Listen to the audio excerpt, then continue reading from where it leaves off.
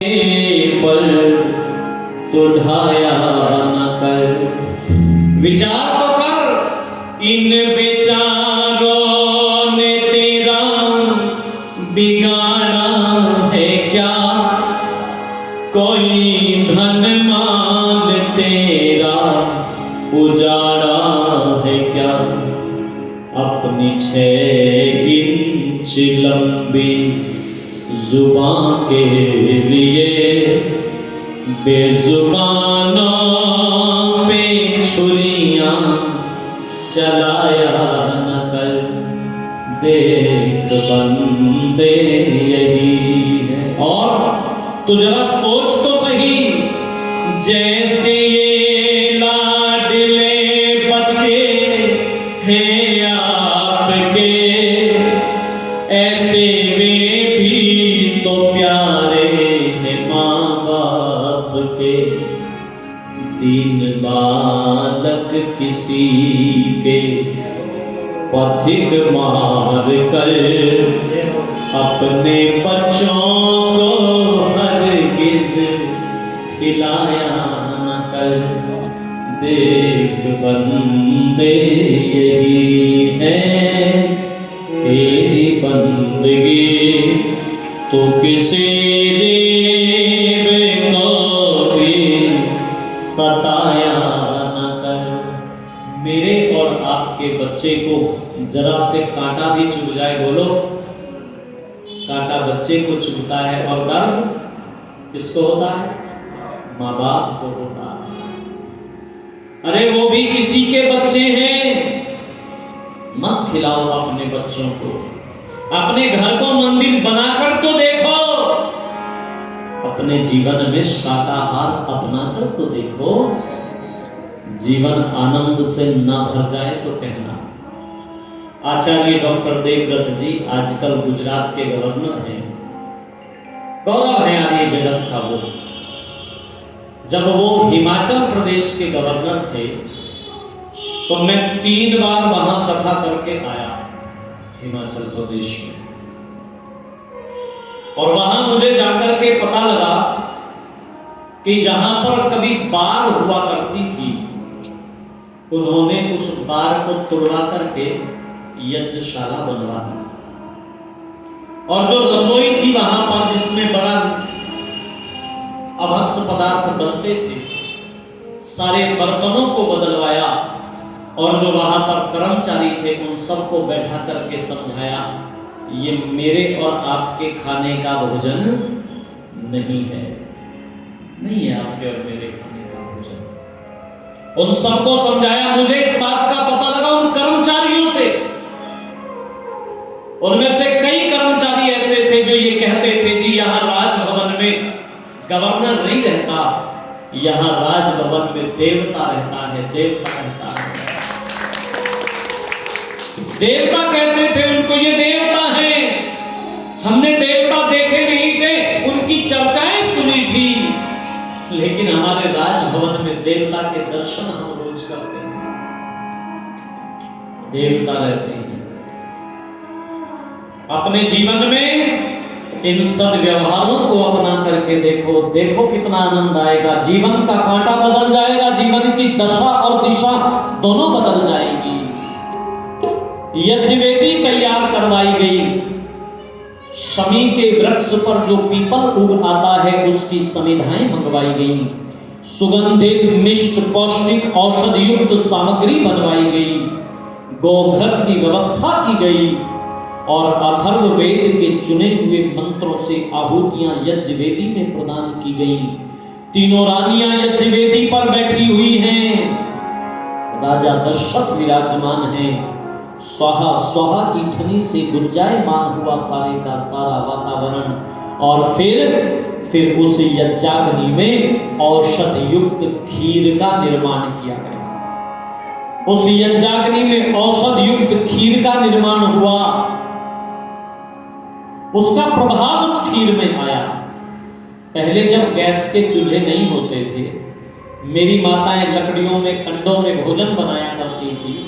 तो आपको ध्यान होगा, जब कभी सर्दियों के दिनों में या बरसात के दिनों में जो कंडे हैं, जो गोसे हैं, जो उपले हैं, अगर वो भीग जाया करते थे और उसमें से धुआं निकलता था, उस धुएं के ऊपर, उस वाली अग्नि के ऊपर रख करके अगर पानी गर्म कर दिया गया तो धुएं की आती थी कि नहीं आती थी?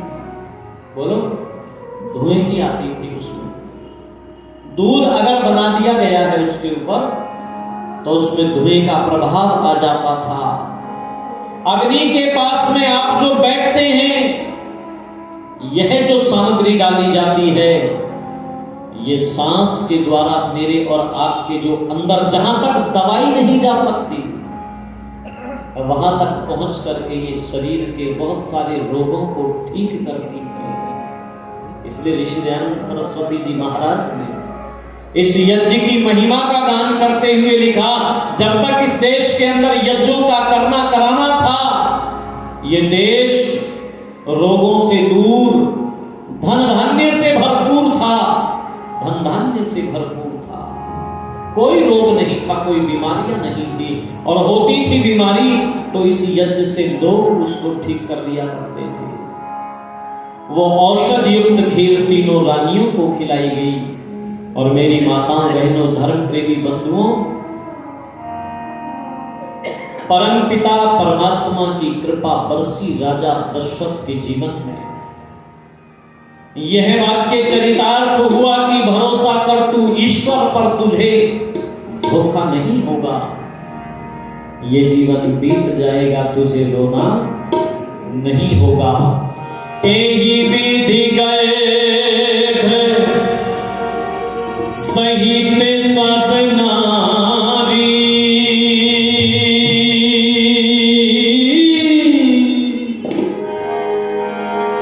एही विधि गए सहित सब नारी,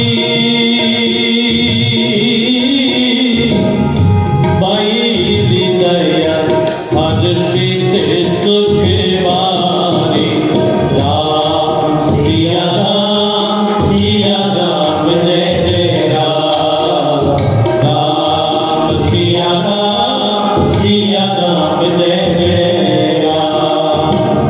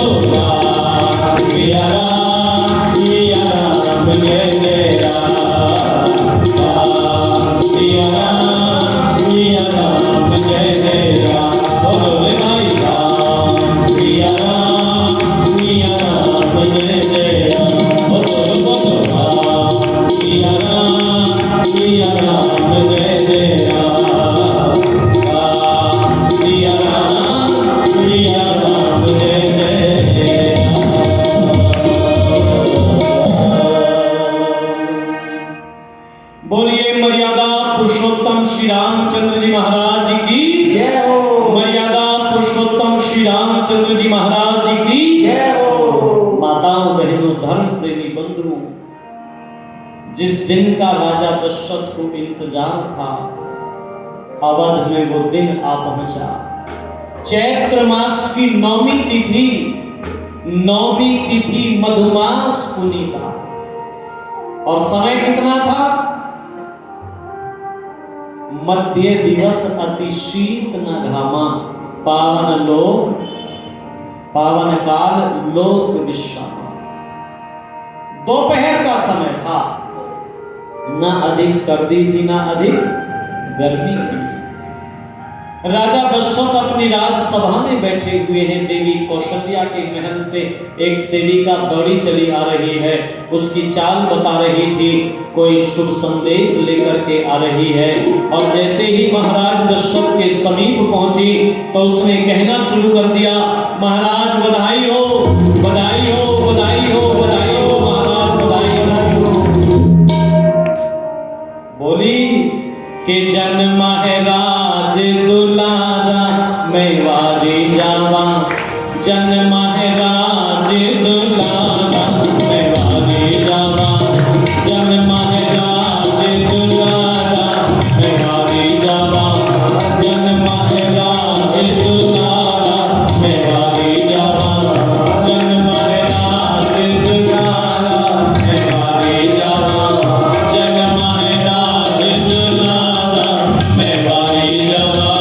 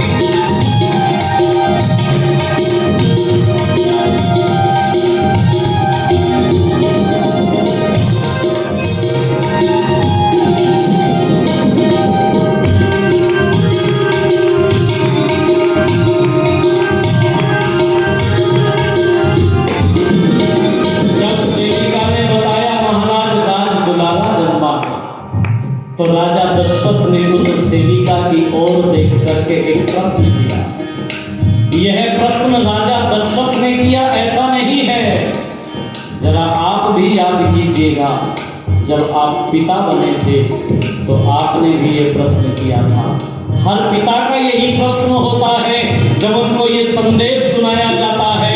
राजा दशरथ का भी प्रश्न था। उन्होंने पूछा उस सेविका से, तुम देख करके आई हो कि कैसा है, कैसा है?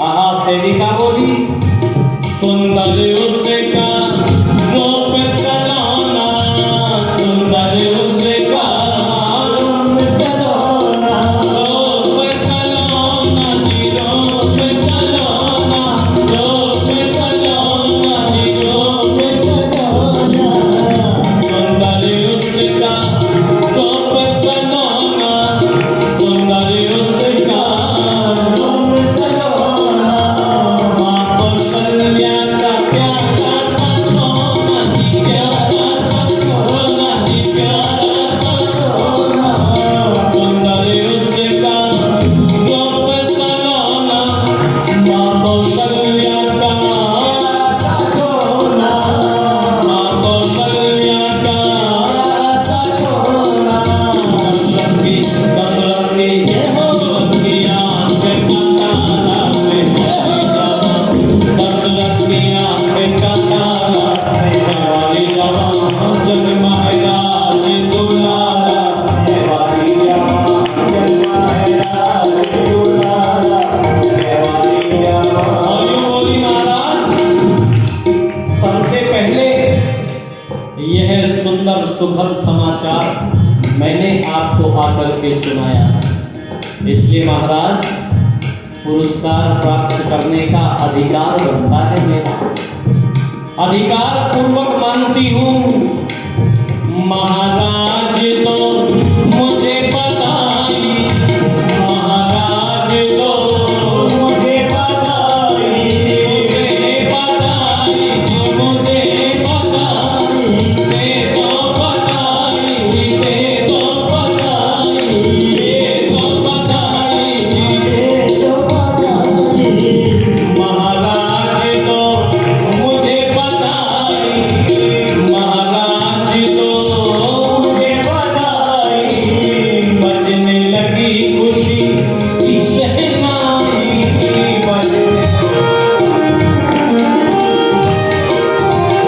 शहनाई बजने लगी है, शहनाई यहाँ।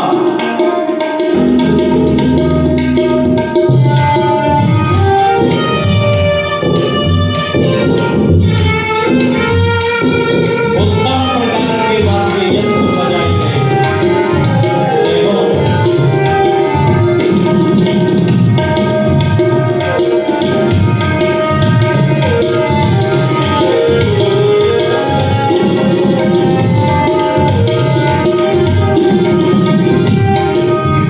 ओ राजा दशरथ जी के बधाई बाज रही, राजा दशरथ जी के बधाई बाज रही, राजा दशरथ जी के बधाई बाज रही, राजा दशरथ जी के बधाई बाज रही, बाज रही जी, बाज रही,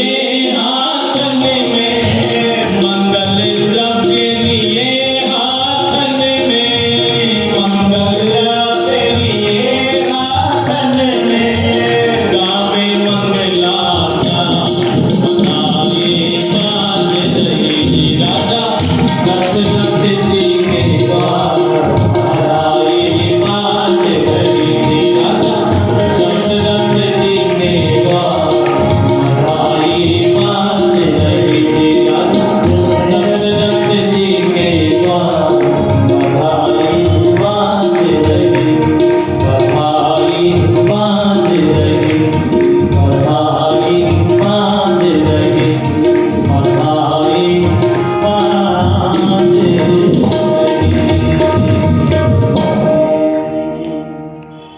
ये कहती है महाराज, मैंने सबसे पहले ये सुंदर सुखद समाचार आपको सुनाया है, इसलिए मैं पुरस्कार की अधिकारिणी हूँ, बधाई की अधिकारी हूँ। महाराज मुझे बधाई दो। राजा दशरथ ने एक कीमती हार अपने गले से निकाल करके उस सेविका को थमा दिया। तू नहीं जानती कितना सुखद समाचार तूने मुझे आकर के सुनाया। जिसको भी पता लगता है वही राजा दशरथ को बधाई देने के लिए महल की ओर आ रहा है। महारानी कौशल्या को बधाइयां दी जा रही हैं, उत्तम प्रकार के वाद्य यंत्र बजाए जा रहे हैं, उत्तम प्रकार के गान सुनाए जा रहे हैं। आज भी ये परंपरा है, परिवार में जब बालक का जन्म होता है तो गीत गाए जाते हैं कि नहीं हैं?